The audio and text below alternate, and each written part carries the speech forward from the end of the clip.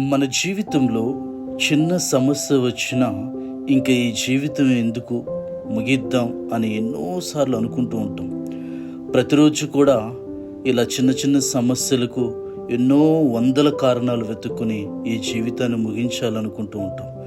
మరి ఆ సమయంలో మన కోసం జన్మించి, మన మధ్య జీవించి, మన కోసం మరణించి, సమాధి చేయబడి, పునరుత్థానుడై ఇప్పటికీ కూడా జీవిస్తూ ఉన్నటువంటి ఆ లోకరక్షకుడు యేసుక్రీస్తు మనల్ని రక్షించటానికి ఉన్నాడని ఈ ఒక్క కారణం చాలదా ధైర్యంగా బ్రతకటానికి? ఒక్కసారి నీ జీవితాన్ని గురించి ఆలోచించు.